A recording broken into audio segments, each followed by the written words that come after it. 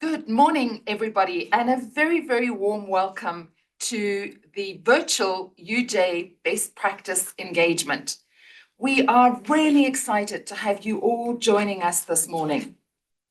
Our engagement this morning stems from varying different questions that we have had from colleagues in different libraries across South Africa and in other parts of Africa, asking us about how, for example, we have been able to do lots of different marketing, how we've been able to have really good engagements with our students, and how we've been able to establish a very sustainable collection development program that works within the budget that the university is giving us. And like every other library in South Africa and probably most of the world, we are dealing with an ever-shrinking budget. So our engagement this morning is to share some of our best practices with you, and we're going to do this in a very conversational style. So my name is Maria Framop, and I'm the Executive Director here in the library, and I'm going to be in the hot seat first this morning, as my colleague Frederick Mavunduse is going to be asking me a number of different questions, and then he's going to be asking my different colleagues various questions. And we hope that this is going to be an interactive session in which you get some sense of what we are doing in our library, and hopefully can learn something that you can take back to your libraries. At the end of the session, we are going to put up some contact details, because we do have a website that you can go onto where you can look at the different workshops that we offer. So if there is something that you find particularly interesting and you would like us to come and engage with you and your colleagues and do a workshop, we are very willing to come and do that. And at the end of the session, we will share those contact details with you.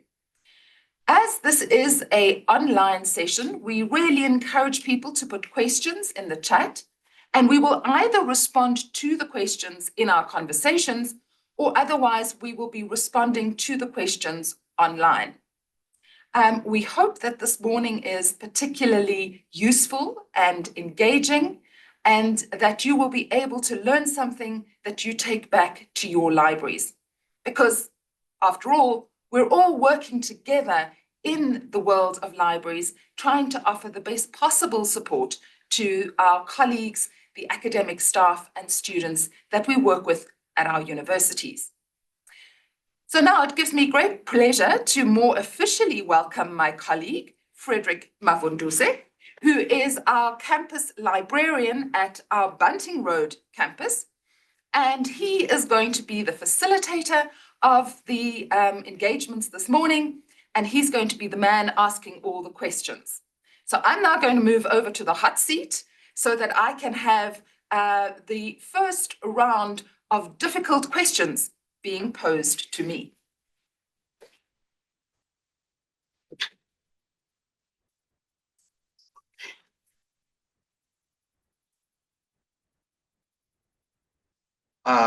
Thank you so much.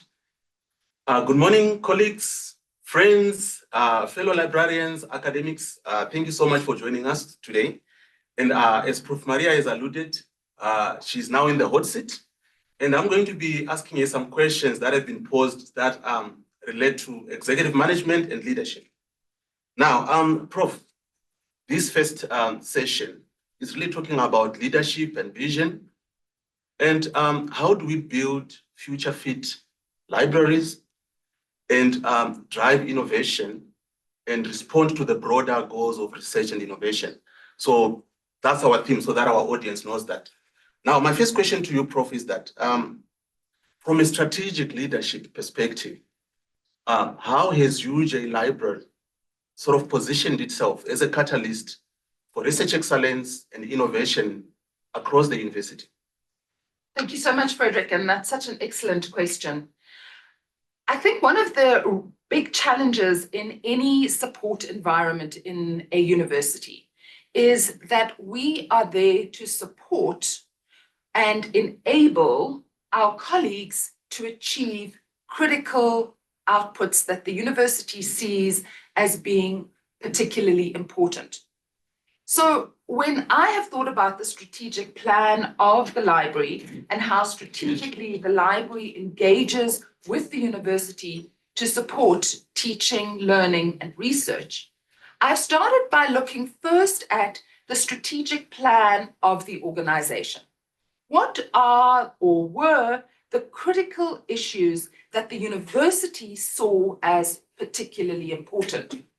So in 2018, when I joined the library, what was critically important to the university was that we engage with the fourth industrial revolution. And everybody remembers how UJ really became known as the University of the Fourth Industrial Revolution. Now, saying that we are going to engage with the fourth industrial revolution is one thing, but how are we going to do this and actually support the key strategic objectives of the university? So in the context of the library, I looked at this and went, well, the fourth industrial revolution is really all about things being accessible, being able to have the Internet of Things. If we translate the Internet of Things into a library context, it's about making sure that all our resources are easily available online. Now, that seems like, well, obvious. And it is obvious in many ways. But part of strategy is being able to show your colleagues how you are taking a strategic goal like the fourth industrial revolution and the idea of Internet of Things and translating that into the context of the library, making everything easily accessible online. But as libraries, we are more than places that make things accessible. One of our key jobs is to try and support young people, our students that are working with us, to be able to excel and ideally to complete their degrees in minimum time, which for most universities is one of our key strategic objectives. So how do we do that in libraries? Well, if we have these amazing resources, we need to ensure that everybody knows how to achieve these resources. So our second strategic objective becomes excellence in teaching people to access the information that we have. And this excellence in teaching is there to ensure that every student can access the information they need to be able to excel in their studies. But we all know that finding information is one thing. Being able to do something with it is another thing. And so the third strategic objective becomes enabling students to critically engage with that information. And then finally, for us, the fourth big focus has been how do we support research? In our library, a lot of that has been around open access and supporting scholars to navigate this world of open access, making funding available to pay for article processing fees. And in this way, we've been able to align ourselves directly to the university's strategic goal of increased research output. So to sum all of this up, strategy for a support environment like a library, I think is about balancing the strategic objectives of the institution, looking to see where are the gaps, what are the particular needs of the institution, and then saying, how can we support that through the things that we do in the library and developing our strategic plan then in alignment with the strategic plan of the institution and the needs of the institution to fulfill that strategic plan. Thank you so much for that response. That is a lot of work that is happening there. And I think that speaks to probably you have to be resilient and you have to be agile to be able to achieve all of those things. Now, in the performing of all these KPIs and strategic goals, my question then to you is, will you be able please to reflect on one strategic challenge that the UJ Library leadership has faced in terms of dealing with all these issues? Now, this challenge could be due to disruption or change or anything, but the question is, how have you dealt with it? And then probably a follow-up question to that would be, what are the key lessons or takeaways that you've come out with from dealing with those challenges? And how can other libraries sort of use those key lessons to frame their own planning so that they can also be agile and resilient? So I think that's a fantastic question. Thank you so much. Probably the biggest strategic challenge has been around change management. How do we, as people working in the library, upskill, reskill, develop ourselves in this ever-changing environment? I've been in the library at the University of Johannesburg for 7.5 years. And in this time, we've gone from wanting to develop a strong e-book collection to having developed a very significant e-book collection in a world now of AI and open access. So how people find information and where that information is housed has changed significantly. And that has been one of the critical challenges of the library. And of course, this has significantly impacted our shelving and circulation staff, because where we were issuing hundreds of thousands of books a year, and when I first joined UJ, I remember people standing in long queues to get their books issued. Now, the vast majority of what is taken out or used in our library is all e. So what we have done is reimagine what circulation staff do. And this has been a very exciting project. For some people, it's meant moving off the circulation desk into other new positions that have emerged as the landscape has changed. In other cases, it has been to think differently about what our circulation staff are doing. They are not issuing books, but as we all know, every single vendor has a slightly different platform. So accessing ebooks is not always that easy. So now, instead of issuing books, our circulation staff help people to learn how to navigate varying different e-platforms. So they've kind of gone from being people who issue books to people who are now teaching students how to access their own information. And that's been a very exciting change, but change, agility, these are never easy things. And so we have had to really learn what are the needs of this new environment. We got some things right, we got some things wrong, but it has been amazing how the colleagues have really taken up this idea of change management, seeing yourself as your own agent of change. You yourself are your own leader, and you yourself need to be constantly working on ensuring that you have the skills to be future fit. And we love to talk about lifelong learning in libraries. But I think one of the exciting things is seeing how all the colleagues in the library are really taking this mantra up and living it out, as in different ways they learn new things in an age of lifelong learning. Thank you for that, Prof. My last question, you've spoken about developing future fit librarians or future fit libraries, and you spoke to the circulation staff. Now, and I think that speaks to why probably your division was voted the best support division last year, which is a huge institutional recognition.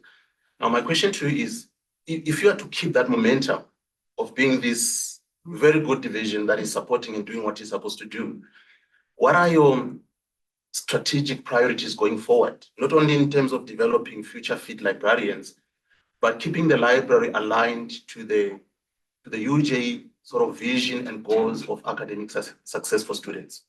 That's, again, a fantastic question. And for me, one of the things that has made us a very successful library has been the way in which we have been able to use data to really make informed decisions. And we have been able to achieve many of the goals that we set ourselves. So initially, our strategic focus was on our own development as librarians, on improving the trainings that we offer to our students and seeing students use our resources much more. Our next focus is going to be how do we engage better with academic staff? But one of the things we have learned over the years is it is really useful when you see that there is a need to investigate that, i.e. to do some research, maybe interviews or survey questions, find out what your customers are looking for, what are their needs, and then tailor your engagement and your support to those needs.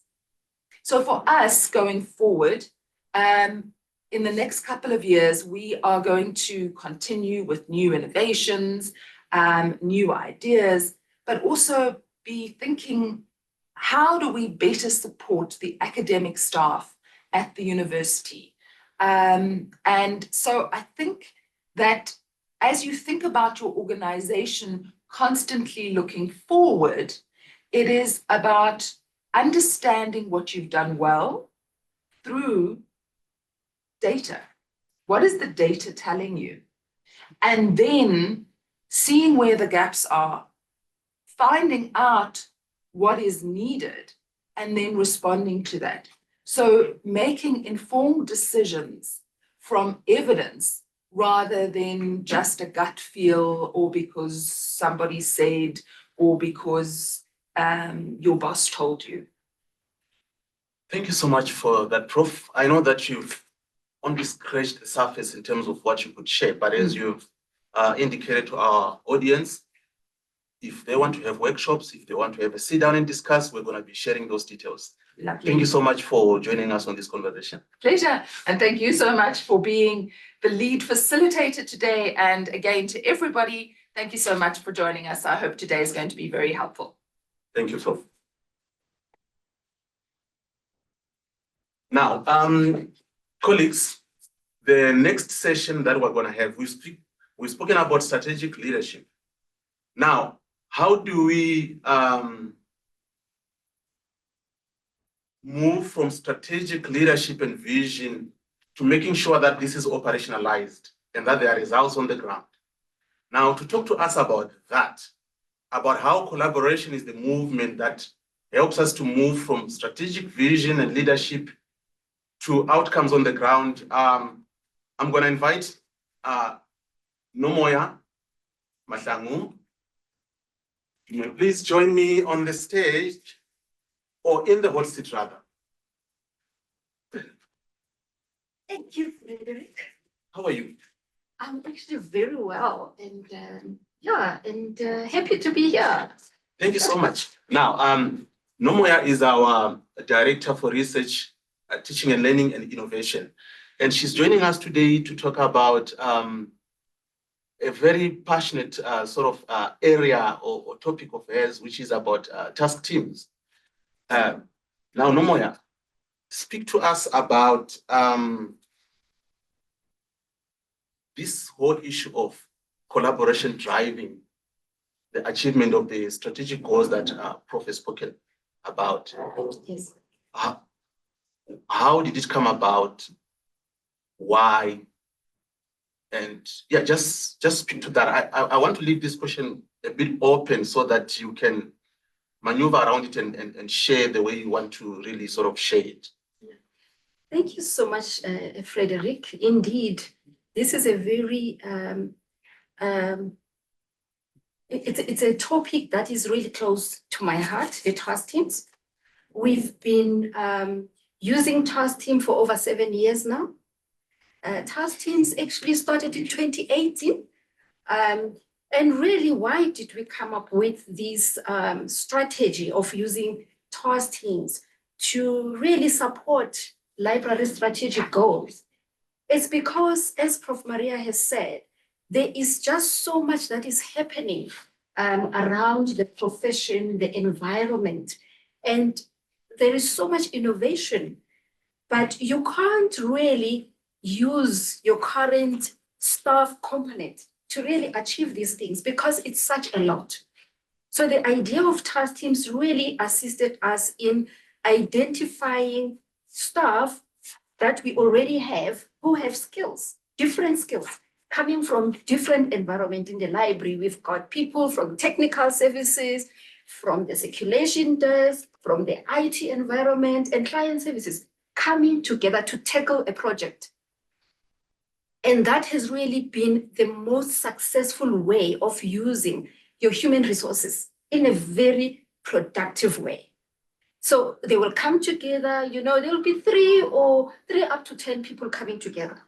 As soon as the project is completed, the task team will disband. Yeah. So really, that is just what the task teams are, just to explain, the concept of task team. But I also want to share with you the big wins around this concept, this strategy of using task teams. The first one, there are actually 3. The first one is that it actually helps us to develop staff through hands-on learning. For instance, you get staff who will come together knowing nothing about an area of work in the library. But at the end of the task team project, staff who didn't know how to solve any computer problems, they'll come out knowing how to troubleshoot. Yes. Which is a very important aspect in the library because we want as much as possible all staff members to be able to help a student who needs help at a go. And the idea of task team really helps us to do that. So we find that, in libraries, we open for a lot of hours. But because of the task team idea, we're happy to multitask. We can multitask because we find ourselves really knowing to do quite a lot of things around the library itself. The second one is that the idea of task team allows us to use project planning, the project planning method to deliver results. Because the task teams start at the beginning of the year, and by the end of the year, the project must be done. Yeah. So therefore, we really get things done in that way through the task teams. Lastly, we can do all of this without extra costs. Yeah. Because instead of going out there, and get people to come in, consultant to come and set us up on something, we upskill ourselves through the task team project, because those who really understand the concept within the task teams will actually lead the task team and really take them through. Or it could be somebody, just a member in the task team who knows a lot about something and would actually push through and make sure that everybody understands the concept. Okay, so then I'm assuming that in these task teams, right, there are people that are leading these teams. Yes. And these are people from any level within the structure of the library, right? Okay, then. So my next question then will talk to the issue of this development of these task team, let me call them task team leaders, right? How has developing leadership at all levels, because we are saying that these are people coming from any level. So how has developing leadership at all levels, leaders without titles, helped in sort of bring about probably accountability and innovation? And how have these people benefited from leading these teams? Yes, the idea of leading without the title. Sounds strange. And our staff have really been very apprehensive at first, but I'm not a leader, how do I do this? Yeah. But we actually took the leaders, the task team leaders, through planned training sessions where we actually empowered them to know how to lead teams when they are not managers of those people. You can imagine that is really empowering someone really, really in a great way, where someone who comes from the shelving division gets to lead a task team. And that task team will be made up of managers from other divisions. What a way to upskill someone. So the task team leaders always say to us at the end of the year, wow, what a learning opportunity. I now can communicate. And this is not without struggles at first, which is great because learning, that's where learning happens, when people struggle with something and we sit them down and we resolve those with them. And so it really has been a game changer for most of them. They would say, wow, wow. And at first, they all say, I don't want to be a task team leader. And we will, sit them down and really, persuade them. Yes. But at the end of the year, their feedback would be amazing. So they really learned diverse skills, but generally, they contribute to the UJ strategic goals. As task team leaders, and they really see themselves as key to the implementation of all these wonderful goals that Prof. Maria has been talking about. That is very interesting. Now, because of all these things that you've spoken about, the task teams themselves, the people leading them, now I'm sure the question then is, and you've already alluded to the issue of some of the benefits of task teams. It's not really a question, but I don't know if you can just maybe give us some real outcomes that you have tracked that have come out of these task teams. It can be, I don't know, people who have gone on to either move up or projects that have been worked on some of these task teams, just some real outcomes that have come out of this. Yeah, thank you for that question. Frederick, we are actually very proud to say that the task teams delivered real measurable results. For instance, about 72% of staff that were appointed at the library attributed their success from leading the task teams. They will actually say, I learned so much from being a leader of a task team. And so they will really move up. About 72% of appointments we made, people attributed their success to the task team leadership. But as I say, whatever the task teams do, we measure the impact, and we are actually able to pinpoint in numbers exactly what they achieved. I think on the screen, there should be some data on how we have been doing as task team, but let me go through, I've got it here on my paper. Just to give you an example, our e-resources jumped to about 137% from 2018. By 2024, we have increased the usage by 137%. This is all because of so much interventions from the various task teams. We saw a 68% increase in our LibGuides because we had a number of task teams that focused on LibGuides, the quality of our LibGuides, and so on. Our postgraduate and undergraduate training numbers shot up as well. But most importantly, and my colleague Faith will talk about it, our Sustainable Collection Development Task Team saved the library over 9 million rands. That is all because it happened through a task team arrangement. The division, the acquisition division, couldn't do it on their own. They needed everybody to come together to really achieve that. So all of this was made possible by upskilling our own people through this task team participation. So yes, the task teams deliver. That's all I can say. They deliver, and we measure their success by real outcomes they produce. So whether that is through saving cost, increasing trainings, or better the engagement, it's all happening through the task teams. Yes. Thank you for that, Nomoya. And yeah, I think the results speak for themselves. Yeah. And as you have said, the next speaker will also speak to that. Then my final question to you is this embedding of collaborative teams within the structure of the library in sort of an informal way. How has it impacted the library's culture?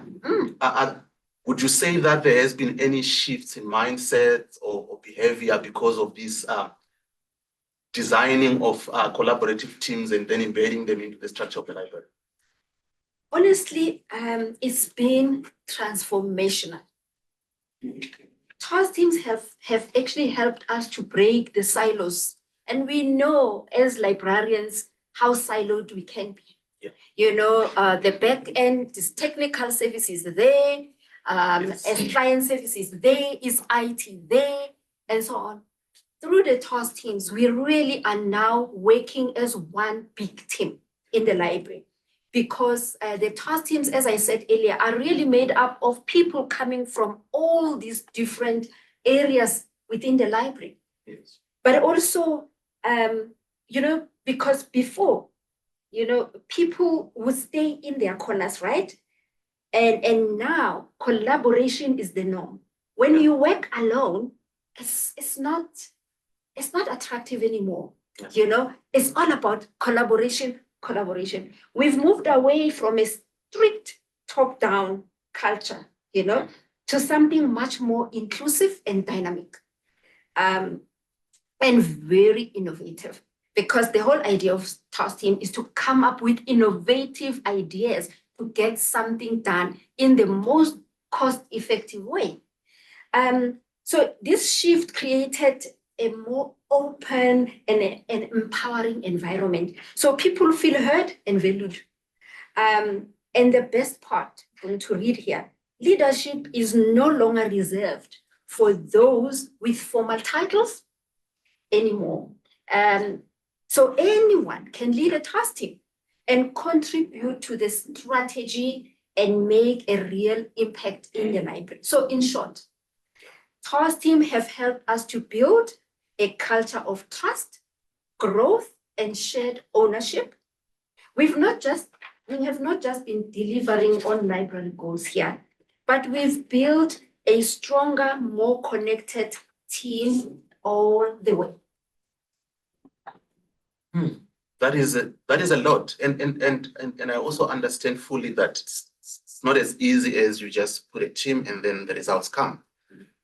Which is why I'm glad that you guys have spoken to the issue of workshops where you can actually dive deeper into this and sort of walk people through how you guys have actually walked this journey. Otherwise, thank you so much, Nomoya, for joining us and talking about agility in teams, responsiveness, and really building the human capital of the library. Absolutely. Thank you so much, Frederick. And I do hope that our guests, you know, whoever is interested in knowing how we actually got to where we are now with this task team strategy, how we put it together, how it really works, they are free to contact us. And actually, we are happy to either have them come over here and workshop each other, or we can go over to where they are and really have a conversation about how to implement the strategy of using task team as a model, a leadership model in the library. Thank you so much. Thank you, Nomoya. And yeah, enjoy the rest of your day. Thank you so much, Brady. Thank you.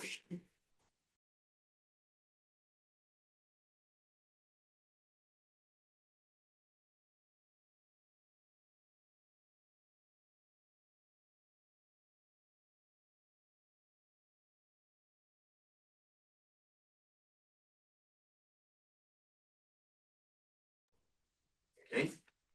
Okay, thank you, colleagues. Now, we're not actually moving from task teams. We're gonna stay with task teams. And we're gonna be joined by a colleague who is going to be talking about how her task team managed to do all these beautiful things that Nomoya was talking about. How they collaborated, how there was leadership, how they responded, how there was agility. And to discuss that, I'm gonna be joined by Faith on the hot seat.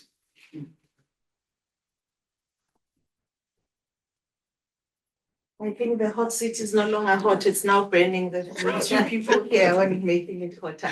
The hot seat is burning now, Yeah. but I'm sure you'll be fine. Thank you. Thank you so much, Faith, for joining us. Faith is our task team leader for collection development, so that the audience knows what you do in the library. Yes. Now, Faith, Nomoya spoke to your task team and what it achieved. Sustainable collection development. Yes. Tell us more about that. Okay. Thank you for that question, Frederick. And perhaps just to frame it, what do we mean when we say sustainable collection development? Well, the sustainable collection development is UJ Library's response to two key challenges that we were facing coming out of 2023 into 2024. First one being the fact that our subscriptions budget was so inflated that it was just unsustainable going forward. It was taking the lion's share of our information budget. And that literally left us with almost nothing in terms of how we could then continue to support and provide a collection that was, agile and efficient for our academics and our students. And secondly, the Sustainable Collection Development Project is our response to how do we as the library participate in a meaningful way when it comes to achieving institutional goals and contributing to those institutional goals. For example, I think campuses across all over, open access or open science is the new buzzword.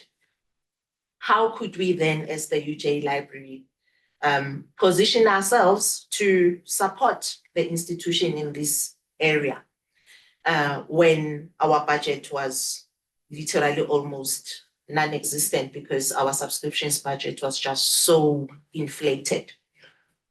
Hence the birth of the Sustainable Collection Development Project through the task team that Nomoya alluded to. And what did we then do? Perhaps that's another follow-up question. What did we do? We realized that we needed to change the status quo. We couldn't proceed. It was unsustainable. We were not going to be able to be relevant. We were not going to be able to provide the support that is required to be able to be agile as librarians who work in technical services, So one of the things that we did was to have developed from scratch, because it wasn't existing. All we knew is that we had this challenge. How do we then solve it? We then developed a strategy to address this specific issue. We relooked and had a total overhaul revamp of our budget. How did we do that? We evaluated our resources. We looked at how do we buy, the acquisitions team. How do we buy our books? How do we make access available? How do we budget? We did a complete overhaul in that section. And we also had to do an honest evaluation of existing resources. Were they fit for purpose? Were they still serving our academia? But for us to know that, what did we need? We needed data insights. So our strategy also had to include a component of usage data insights. We had to use that to analyze, to be able to provide sufficient information for our librarians, for our faculties, for them to be able to make usage-based decisions, you know. And I think Prof. Maria alluded to that, how we actually use data insights to inform the decisions that we take. That was all part of the strategy that we had to use. We also, and one surprising thing that came out of this task team was that we actually found ourselves having to also do a skills audit for the colleagues who work in technical services, particularly those who work in collection development and who work in acquisitions. Our environment is changing. Where they fit, did they have the skills that would enable them to perform optimally in this changing era? Because remember, we always say this, and it's been a buzzword for years now, how libraries are agile, how our staff have to adapt, how we have to upskill. So we went through that entire exercise, and we actually offer this as a module, by the way, on the Learning Hub that I know some colleagues are going to speak about later as we go on. We offer this as a module because we went through it. So we've got the know-how, we've got the skills of how we actually achieved that. And the outcome for us, which was a crowning glory for the Sustainable Collection Development Project, was the fact that by the end of the year, we were actually able to repurpose funding. We didn't have any additional funds. We looked at what we had and we shifted things around. We repositioned our subscriptions, we repositioned the way we did things, and we were able to actually save the university over 9 million rands. And repurpose that funding to attend to our second challenge that I mentioned. How do we contribute meaningfully to open science as the university, as the library? And that funding that came from the subscriptions enabled us to actually support that goal, support that mandate for the university. And for us, that was really, really a big win. Thank you for that, Faith. And I was part of your task team. Yes. Just to, just so that people know. And it was very daunting because you are my senior and I had to be there and lead you. Yes. Yeah. But also it was interesting for me because I'm a campus librarian. I've never worked in collection development, and there I am in your task team. Yes. Facing this with a very steep learning curve, and I have to be able to deliver in terms of the tasks that have been assigned in the task team. And of which you did that very well, by the way. Thank you for that.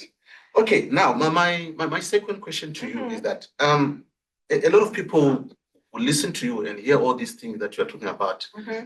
But as Nomaya has said, people understand collection development to be sitting at the back. Yeah. But the people that are really sort of working on the resources to say, what do we want, what do we keep out, are the front-facing, maybe faculty librarians. Yes. So now my question to you is, in the face of these budgetary constraints, how have you worked for your team to achieve this success? How did you work with the faculty librarians to make sure that you can continue to be relevant in terms of providing the e-resources that the faculty need? Yeah, thank you for that question, Frederick. And I think we need to, let me just debunk this myth for everybody. Yes. Technical services, maybe in the olden days, I don't know, maybe that was a thing, that we are back end. We are not. I refuse. I refuse. My team and I, we are not. We are the engine that drives what happens in client services. Yeah.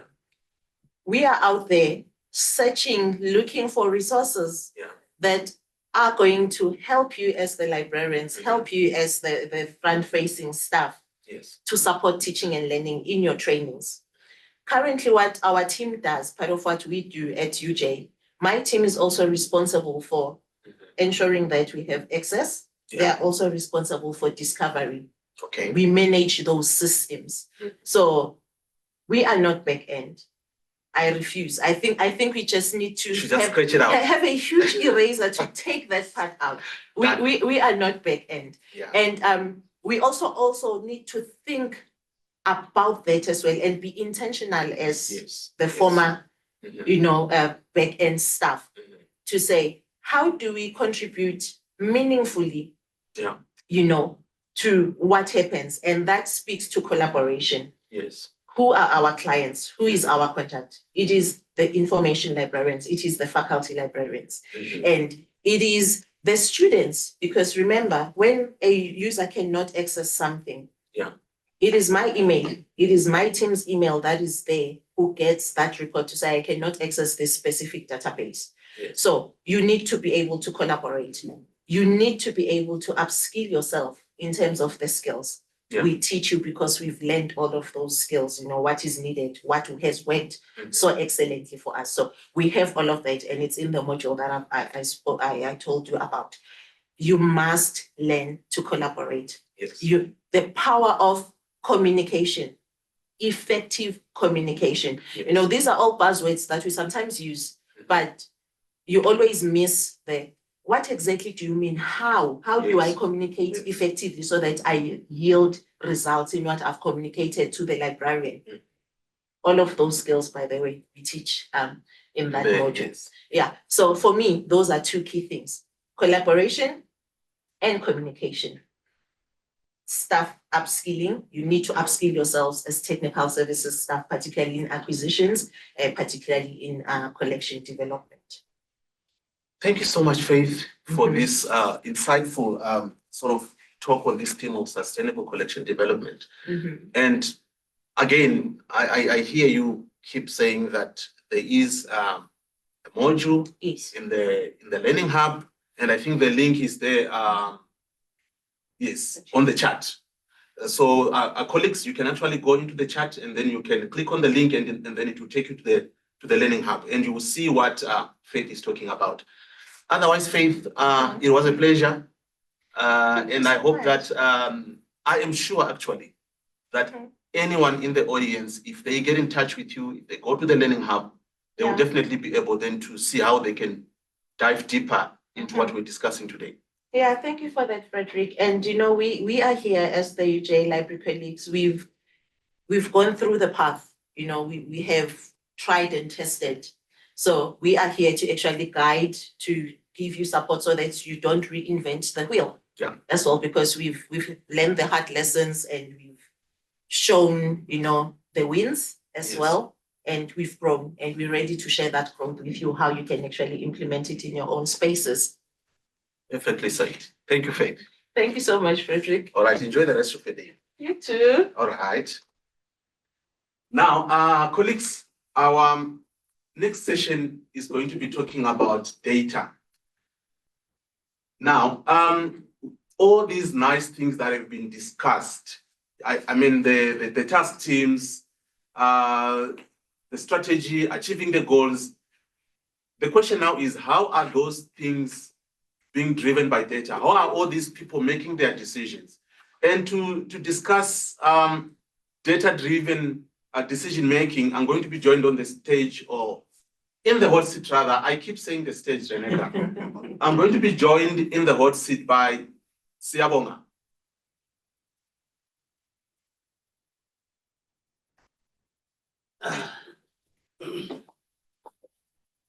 Sir, thank you for joining us. Thank you for having me. Yes. You've heard what the colleagues have been talking about. So many things, so many achievements. Now the question is, how are these people making these decisions that are getting them to make these wins? And so the issue is really, are metrics just for reporting, or they really do help us in making informed decisions? Well, to answer your question, thank you very much for the question, and thank you very much for having me. At the UJ Library, we don't believe in flying blind. So one thing that I can tell you that every small or big decision that we make is informed by our clear understanding of what's going on in our environment. So we collect our data, we'll get our insights from various points of interactions across our library. And then from there, we start drawing to understand what exactly is going on. What do our people need? What do our students need? What do support staff need? Or our stakeholders at large? Then from there, we draw a bigger picture we narrow it down. Yes. It's very important to know that we don't just collect numbers for the sake of collecting numbers. Okay. We want to interpret them, understand what exactly they're telling us. A great example would be if one of the division is not performing very well, or if it's performing very well to say, Yes. that's our cue. That's where we come in. Then we Yes. find alternative ways to help the others to do the same way, to move in the same wavelength. Yes. And as Ms. Nomaya mentioned, which is very important, our services have shown a significant growth over the past 5 years. Yes. And if you notice what Spade displayed, the 40% increase, Yes. it's informed by the great decision that we make as a data collecting team. Yes. So we just sit down and make sure that we have great data collection decision teams that will inform how we move from here to where. Okay. Now, that sounds quite interesting in terms of how you are using the data and looking at the metrics and then drawing insights, sort of business intelligence that really help you to sort of make decisions as you go. Now, the question is, how does this translate into impact on the students, and academic staff in terms of how they engage with the library? I think there's a model that I use every time I collect data or every time I sit and look at stats. It's called the responsive service model. Okay. So it basically allows me to, if I notice a dip, I need to inform the team that there's a dip somewhere. And instead of waiting for feedback from the faculties, we act immediately as a team in our library. And we use that we focus mainly on our data decision technique, Okay. which is, I usually say, it's a secret to the recipe. So I can give you the tips on how to do it, but you need to just go to the link and click the link on the chat, and then you will learn more about it. I don't mind sharing more about it and how I do it. Okay. But since I started using this model, Yes. we've introduced tailored trainings and on how we engage with students and how we engage with our data. It basically tells us on how to move. I think I made a note here. Our data tell us how to drive from one point to another. And the good thing about this is that our students, they do notice that movement. Yes. And the good thing is that secondly, our staff members as well, our academic, they do notice that. They start seeing the library not just as a support service, but as a real-time partner that understand and adjust to their needs. We listen to what they want, Yes. and we offer them the service. We drive through engagement and they trust however we move. And I think that's what we've learned along the way, to be with them whenever they need us. And that is informed by how we collect data based on how they use our platforms. Okay, so really you're trying to use data to put the client at the center Yes. of how you are designing your service, how you're informing strategy. So all of it, but the client is at the center and you're using data to achieve that. Now, my question to you then is, in terms of some people, when they think of data, they think of tools, they think that you need these very sophisticated tools for you to be able to do what you are doing. I don't know if you can speak more to that. I know that you are saying I know that you can only scratch the surface because there's not enough time, but can you speak to that? Can I just highlight one thing that we moved from a day where we stuck in spreadsheet, endless spreadsheet. Yes. And now we're moving to mediums that allows us to visualize our data. Yeah. And we can just spot an increase instantly, a decrease instantly in certain spaces. Yes. So one that I can mention that I love is that we can now show how our makerspace is performing. For example, we can show how people or students are engaging with our virtual platform or services. And our decision-making tools allow us to do this with so much confidence. Yes. And I have pride every time when I go and just collect data that I can have a powerful conversation with the leadership, and it'll be more strategic to move from point A to point B. Yes. And we've been able to secure support and refine our services all over the years, and to make sure that we inspire other departments to move the same way we move. And to also go back to the grassroots level and be like, okay, what else do we need to add? Yes. For example, since Fate alluded that they need to go back to the faculties. Yes. But they can't go back to the faculties without coming to us and be like, okay, these are the numbers that we need. These are the numbers. This is how they look like. Can we then we visualize them and be like, okay, the ebooks have increased from this to that, or they've went down. As you can see on the screen, they've shown a significant increase, which is a 40% increase. 40% increase, and it's been massive. And this is just mid-year semester results.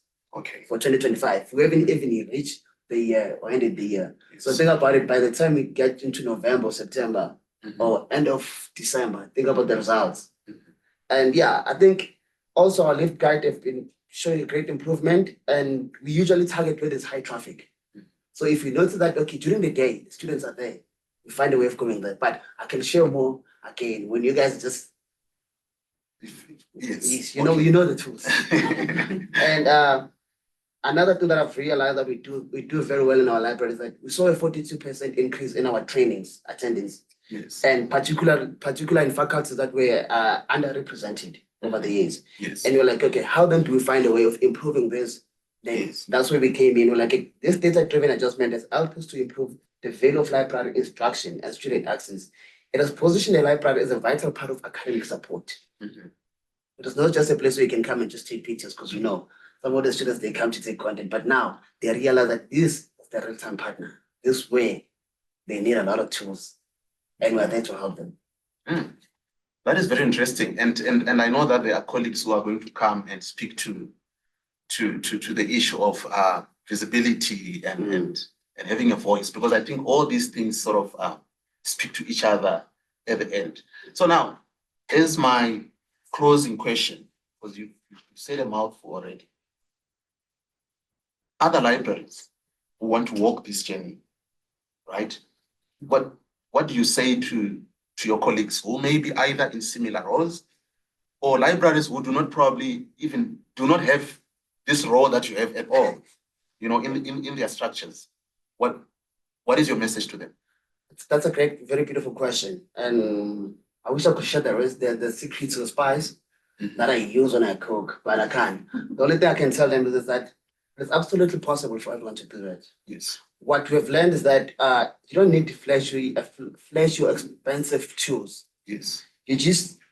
What you need is basically a clear goal, like Prof said in the words earlier on, Prof Maria said. You just need a clear goal and commitment. And you need to know why you're collecting your data. Okay. And I started asking myself, or when we sat down, they told me that the first question that you need to ask yourself is what do you want to improve as an organization? Yes.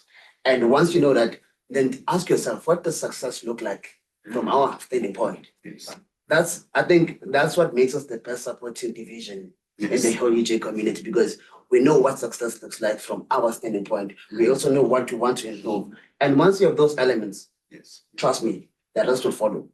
So very important quote that I have, because I always look at my tools and I'm always saying to myself, whenever I get stranded, it's not about the size of the tool. It's about the strength and the vision behind the tool. So for you to know about the strength and the vision behind the tools, you know what to do. Yes. And I think I'm always happy to share how I've grown from this particular space and how I collect my data all over the years, and how I've managed to make sure that the UJ library is on the forefront of everything, and how we meet our clients, how we meet our students and academic staff the best way we can. And for me to share that, please just to everyone watching the session or listening to the session, the link is on your chat. Just click the link, and then from there, you'll find my name, and I'll be able to share as much as possible with you colleagues, and that will be very interesting. Thank you so much, Sia. Thank you for this interesting discussion on data-driven approaches to making decisions in the library. And I think it's definitely an area where we need to sort of grow as libraries. Otherwise, thank you so much, and I hope you enjoy the rest of your day. You too. Yes. Now, colleagues, the next session actually is going to be looking at a topic which is very, very hot right now, which is AI in teaching and learning and research. And to discuss that very hot topic, I'm going to be joined by Dr. Elise Tutoy and Dr. Aidon Kenzo.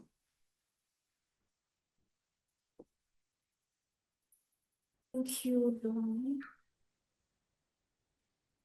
Colleagues, thank you so much for joining me. Thank you. Now, this is one area where I'm gonna also require you to assist me because you are the experts.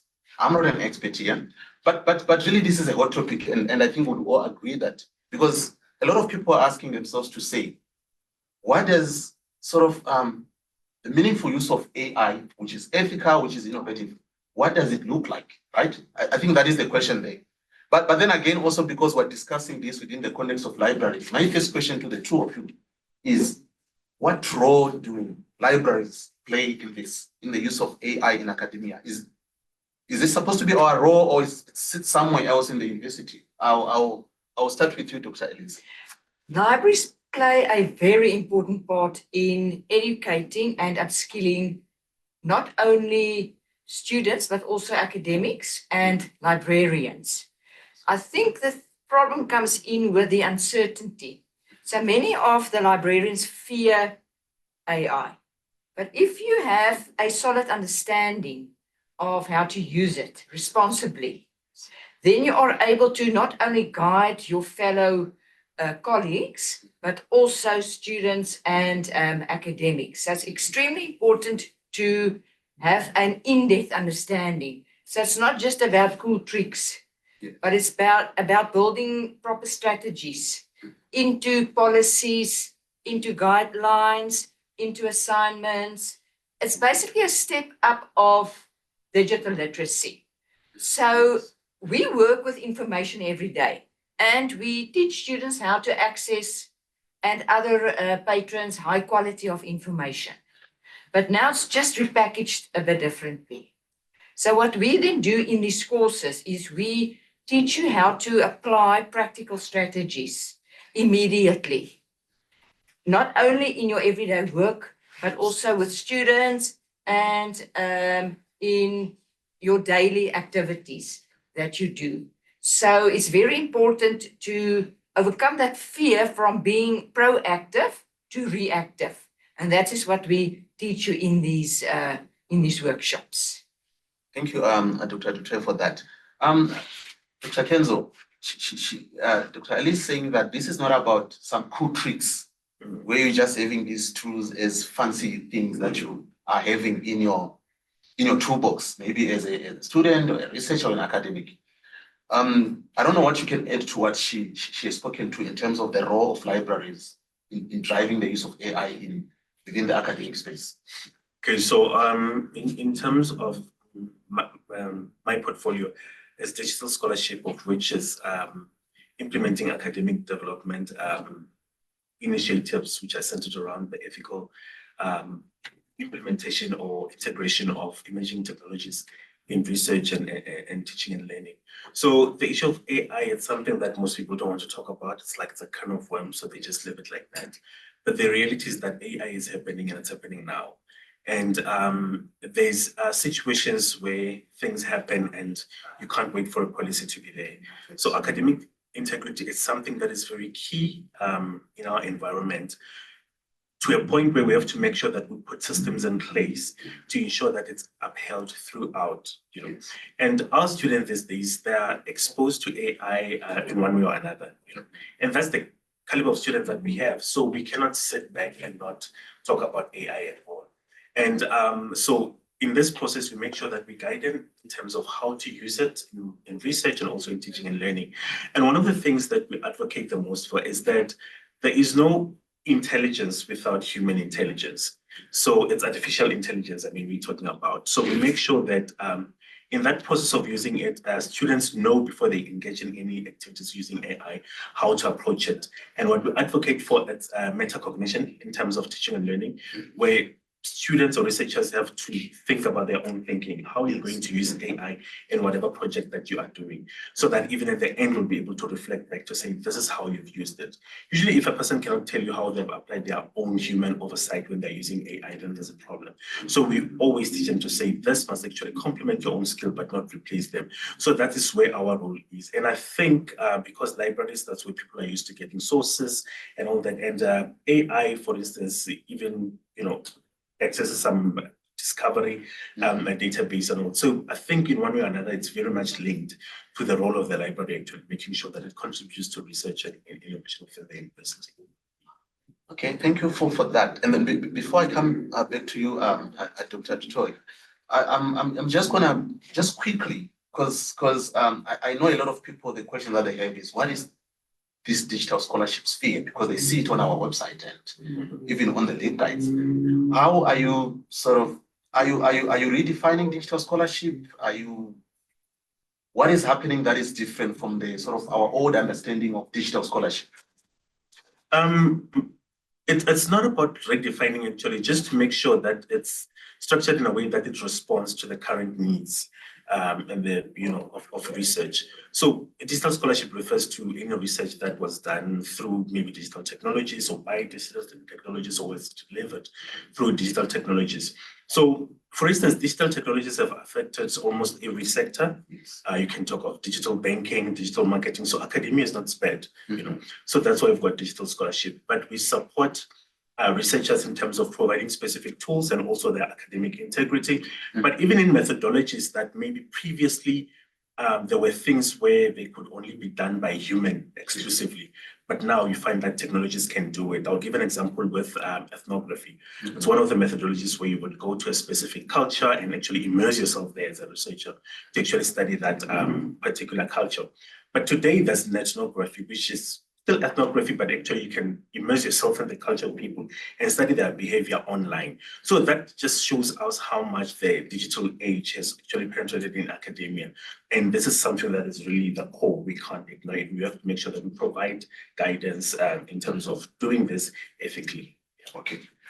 And thank you for that explanation. And I think let me pick on the last word that you just used there to say the issue of guiding students to use this ethically.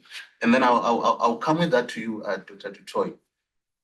What are the risks in terms of your experience, the risks of the use of AI, from an ethical perspective? You spoke about academic integrity. If you're looking at undergraduate students, are they using these tools or are they not? Are we just worried for nothing? If they are, then what are the risks? All of them are using it. And that's a fact. And it's not going anywhere. So we need to start showing the students, guiding the students how to use it the correct way. In terms of understanding what is plagiarism, so then it goes back to the roots of information literacy. How to evaluate information, critique it, how to avoid plagiarism, looking at the incorrect way of AI outputs, then understanding also that you can use it as a tool. So it's not, as Dr. Nkenzo said, it's not replacing the human. You need to take ownership of the tools that you use. You need to make it your own in terms of taking responsibility. So in other words, in our workshops, we'll teach you how to use it responsibly in terms of proper or effective prompt crafting, then recognizing biased misinformation, citation, hallucination. So that all goes back to the ethical use of the AI tools, combining it with the skills that you teach in information literacy, and then how to use it as an assistant in terms of supporting research, supporting writing. So that is then what we teach in these workshops. So by the end of the day, the student can actually then apply it with confidence, as well as teaching librarians to transfer that skills and knowledge to the students and other patrons, how to use it confidently without worrying about committing plagiarism. So that's why we have policies in place in the library to guide our patrons, as well as Dr. Nkenzo developed a checklist or a disclaimer, how they must show how they've actually applied these tools, and then in collaboration with the different faculties and academics. Okay.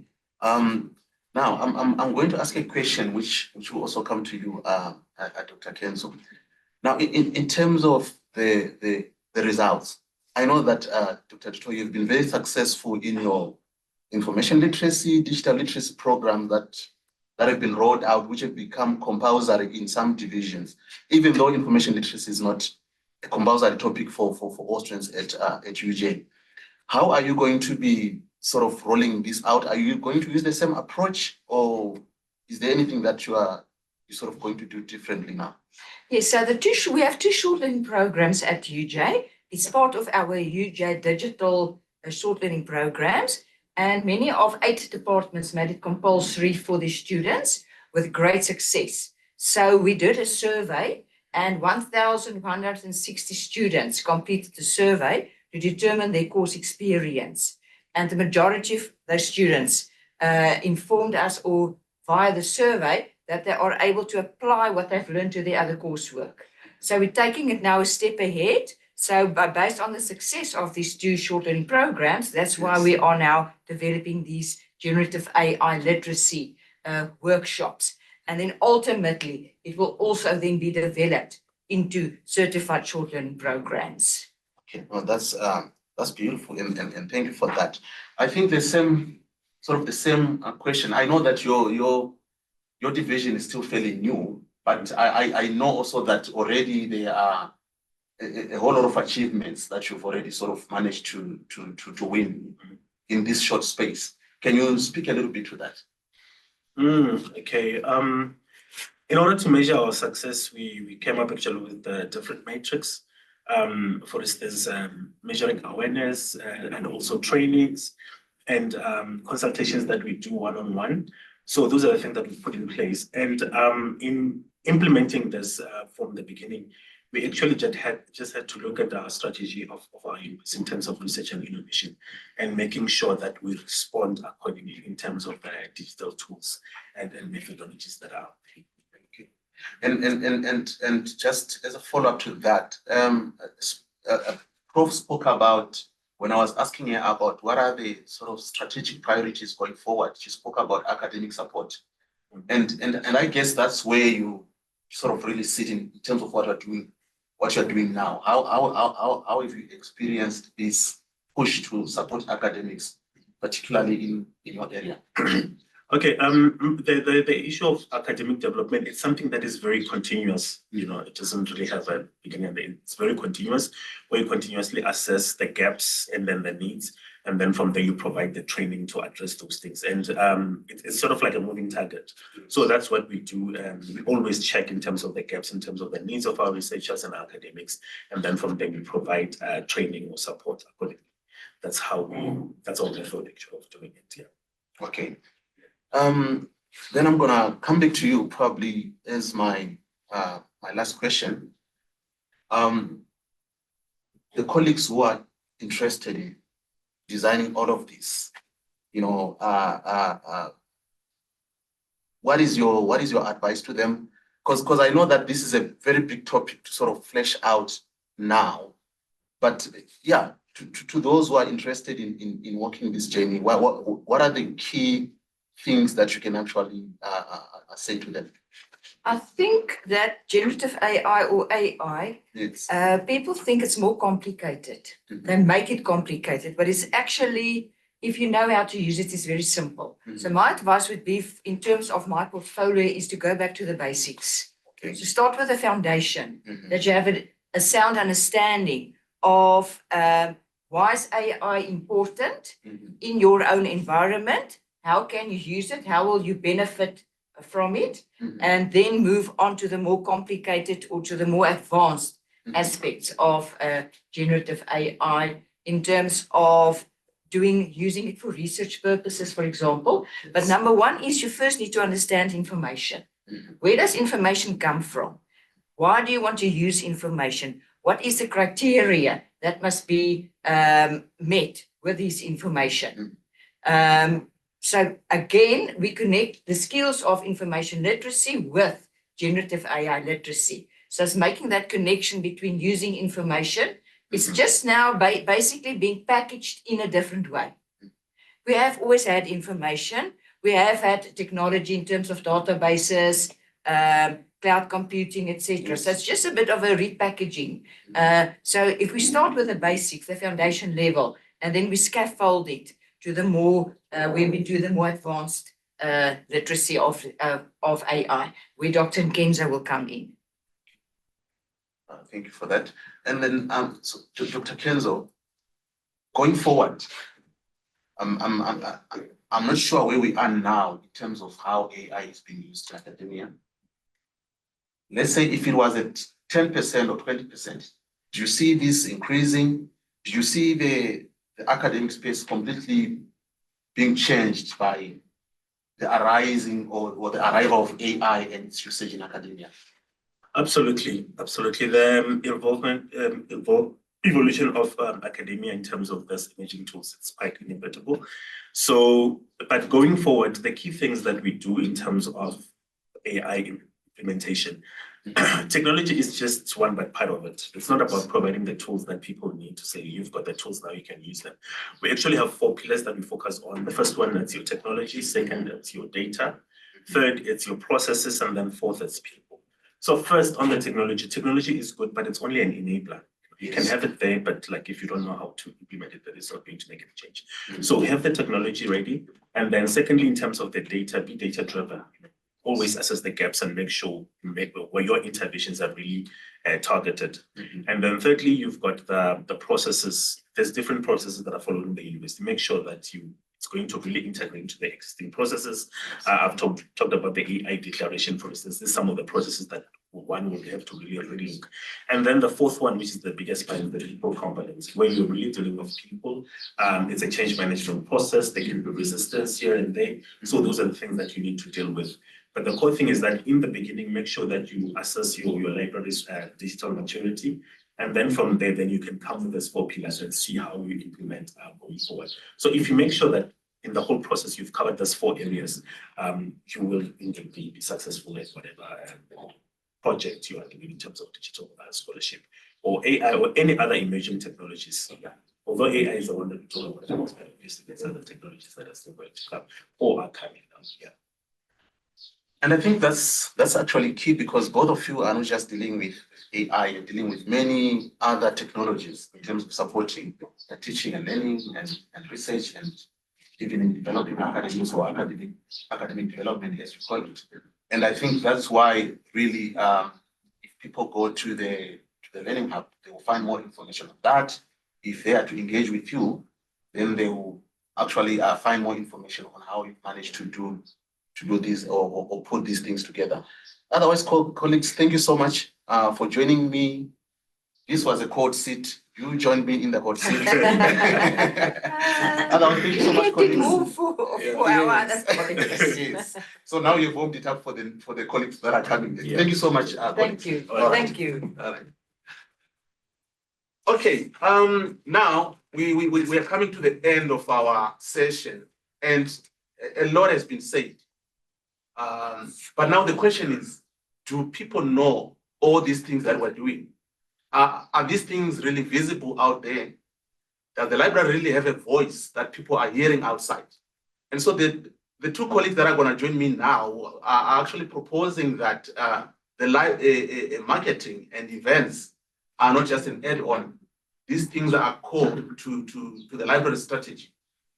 And they are also proposing that, which they will come and share with us now, that if we are going to be visible and if we're going to be heard, we need to make or create compelling stories or narratives using social media, using events and digital campaigns. So colleagues, Rene Kapende, who is our marketing manager, and Palesa Tatsi, who is from events, are joining me now for this discussion. Reneka, thank you for joining us in the hot seat. Thank you for having me. Palesa, thank you for joining me in the warm seat. Thank you. Thank you. Yes. So now, colleagues, I think I've already put the propositions for you that you guys are making. So let me start with you, Reneka. Why marketing in the library? Yeah, I'll just put it like that. Yes. I think this morning you've heard a lot that the library does at UJ.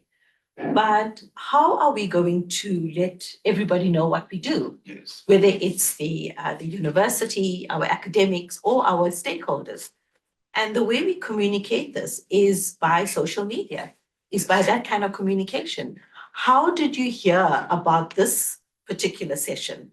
You heard it because we communicated it to you either by social media or some kind of communication. It also drives engagement. Yes. It builds relationships, and it also brings in our stakeholders. So the library your libraries have so much to share. Your resources, your services, everything you have, but you cannot keep it in-house. Mhm. You've got to let everybody know what you do. Yes. And the only way you can do it is by marketing it and telling everybody, this is what we are doing at the moment. Mm. So it is important. It is absolutely important. It helps us shift perceptions, showing that libraries are just not repositories of books. Mhm. You know, Yes, yes, we do yes. so much more. We are innovative hubs. We Yes. are big on research and community well-being. So there's a lot to share. So Yeah. marketing is absolutely important. Yes. Thank you so much for that. And I think you're actually dispelling this myth that what libraries do is self-explanatory. Yeah. That people know that there are books in the library, so there is no need for us to market anything, Mhm. right? And you are also saying that the very same librarians will also be complaining that people don't know what we're doing, they don't value us, but you're not sharing your stories and what you're doing, Mhm. right? Okay. Now, I'll come back to those issues. Please. Talisa, same question that I asked Reneka. You are from the events team. So then my question is, what is the role of events in the library? Thank you so much for that question. And maybe just to kind of piggyback on what Renika is. Mhm. So over and above just marketing in the space, but we need to be able to create space where students and staff members are able to have this debate and have conversations on what is happening in the library. So by creating an event, it allows us to create that space for our staff members, for our students to have conversations, to engage, right, and to know what is being offered out there. So that is very important. It's not just about books. So libraries are not just about books, but it's about bridging the gap between academics and staff members, or bridging the gap between societal issues and students, bridging the gap between what is happening out there and how do we as students engage and have conversations. So it's important to showcase that space. It's important to create that space for our students to talk about. Can I add to that? Yeah. So, and also, I think it's also bringing our students to the library.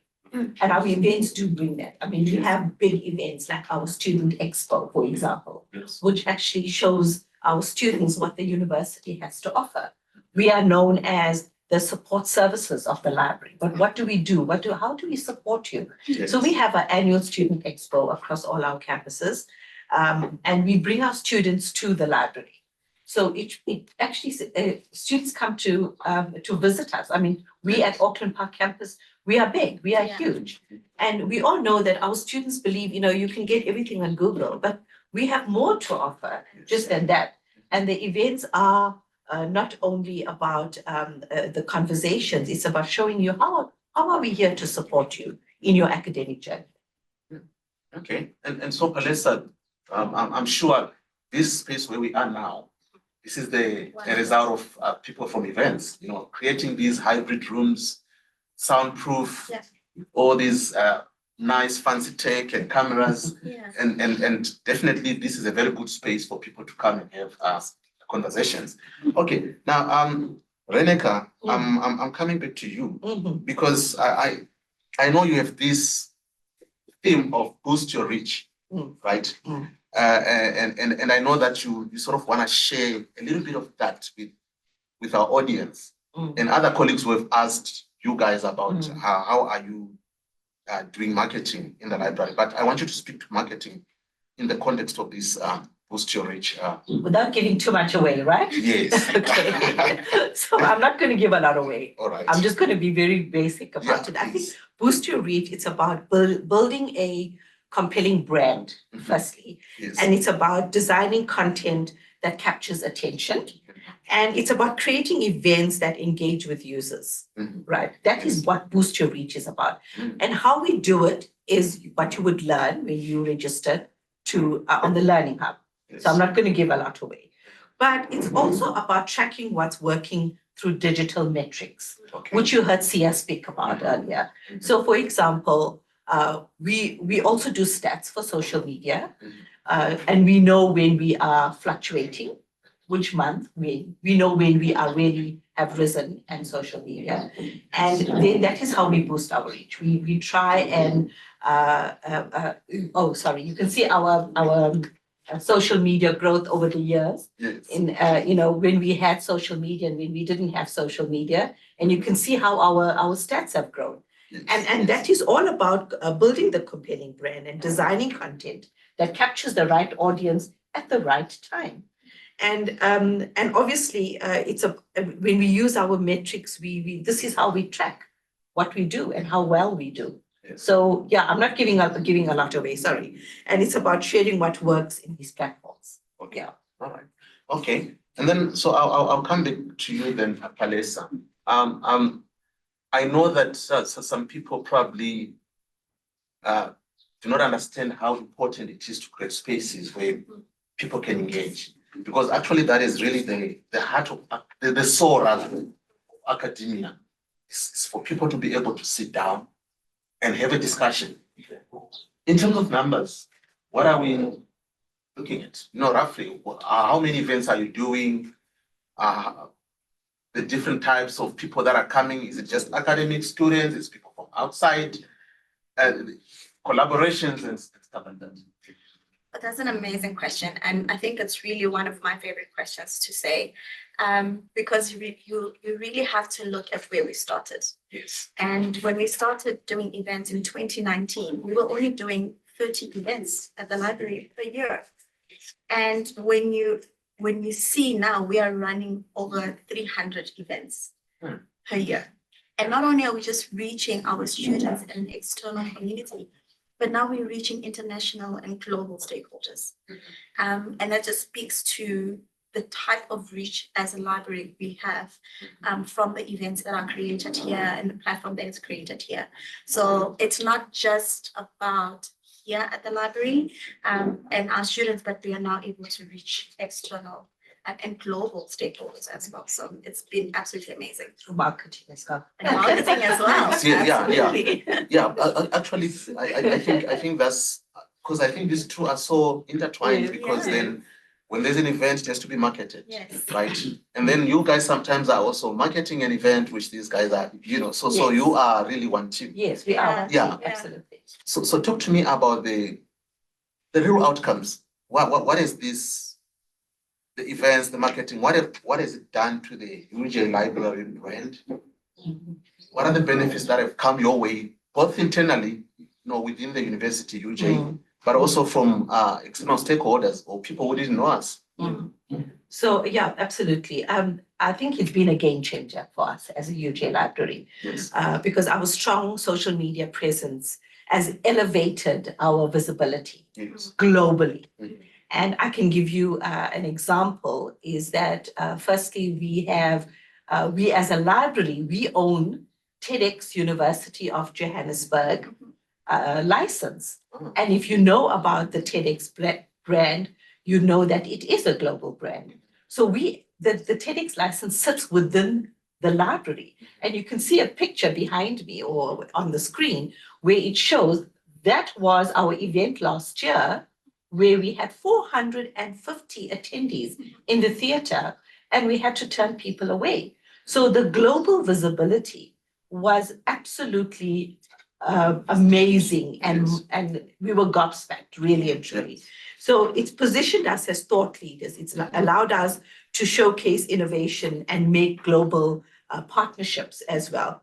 So being part of global brands like TEDx and the Association of Commonwealth Universities, and now we are preparing for the 2026 International Association of University Libraries Conference. And these are just not accolades, but outcomes of consistent strategic digital communication. And it really, social media allowed us to tell our story in real time. And it's the visibility on a global platform has really been significant for us as a UJ library. Yeah. Yeah, maybe just okay, just that's my last question to you, and then I'm gonna come to your last question because we're running out of time. Has this brought any money? You know, people will say, "Show me the money." You know, that's another very important sort of metric of impact. Yeah. You know. Yeah. Yeah. Absolutely. We have been able to do a third income stream Yes. at the university, and hosting these events have produced that third income stream. So we now kind of are able to monetize our space Yes. and sell it to different stakeholders. So definitely there is money. Yes. Yeah, That has been. there is money that is being made. Okay, thank you for that. Reneka, you are a marketer. Yes. So I'm not gonna ask you the last question per se. I'm sure you know what to say to the audience as a Okay. marketer. You know, you never tell marketers what to say. So yeah, go for it. I think I want to actually just talk about the money part as well. Yes. I think it's when you have great relationships and you show what you are doing, it's so easy to raise money and raise funds because people can see the worth that you have. They see the ROI that comes to you. Mhm. It's the relationships that we build. Yes. It becomes long-term relationships, actually. It's amazing how people reach out to me this year to say, oh, why didn't you have your annual conference this year? But we're having a bigger conference next year. So we are having, it's going to be like a double kind of a conference. So I think with marketing in a library, you tend to build long-term relationships with your academic community, with stakeholders, to people in your environment. Like, for example, we have relationships with like the City of Johannesburg, we have relationships with the National Convention Bureau. And why do we have that relationships? Because they have seen us. They have seen what we do. They see what we are bringing not only to the university community, but to Johannesburg Yes. as a whole. And it's so easy for them to say, wow, you know what, we want to partner with you. We want to be part of this global relationships that you have, whether it's TEDx or whether it's IUTL or any other kind of a conference. So yeah, that's what marketing brings to you. Right. Okay, thank you so much, colleagues. Thank This you. was a very insightful discussion, and the audience understand that they can reach out to you. Yes, They can go to absolutely. their hub, and I hope that you enjoy the rest of your day. Yeah, Thank you. and we're looking forward to seeing all of you attend our workshops Yes. Yes. and register to attend. We have so much to share. Yes. We really do have a lot to share. Okay. Thank you so much. Thank you. Thank you. Joining us. Yeah, colleagues, thank you so much for joining us today for these themes that we've discussed. We've covered leadership, collaboration, data, AI, and visibility.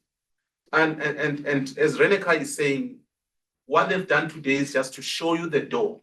But if you want to open the door and get in and really see what is happening and work with them and really have a heart-to-heart share with them on how they have managed to do this, then there are workshops that are coming that you guys can actually join and be part of. And to speak to another sort of space that we've put together to make sure that we share these best practices with colleagues from all over. Nomoya is going to join us to talk about the Innovation Hub and also to close. Otherwise, thank you for coming.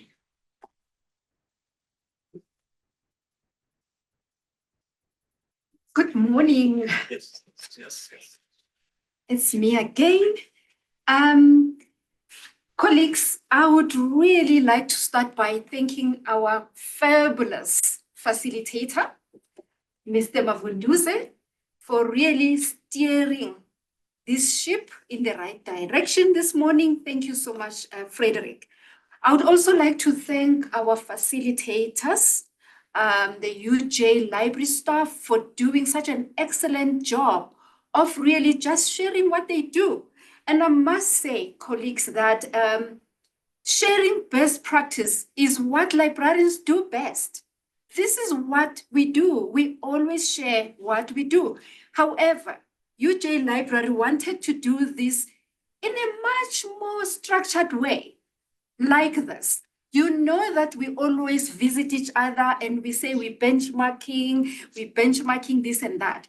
So what we have done today, we have just put everything together for you, the kind of services and things that we do that we think you may really be interested in really visiting us and come and hear more or learn more about these things. So we really thank you for doing that. So as most of my colleagues have mentioned, you will see on the screen that we have our Learning Hub for Librarians website. On this website, really, you can go over there and just browse through and see what of was talked about today. Are you really interested in that you would like to take a step further and learn more about? Or just not really learning, but you come here and you say, we see that you do this. Let's talk about it and let's continue to share how we also do this. We need to be doing that. We need to talk about what we do as librarians. And so, because we are proud to be librarians, this is us saying we are librarians and we love being librarians and we love talking about what we do. So, colleagues, go on, have a look, contact us for more conversation. Just click on the link. There's a link there, and we would also, I don't want to say much about what's on that website. I think you must just go there. It is very self-explanatory, and just contact us. And there is also more about every little thing that we spoke about today. There's more about it. You will actually read on and understand what it is that we do. So with these few words, I really would like to again thank you for honoring our invitation. It really was a pleasure.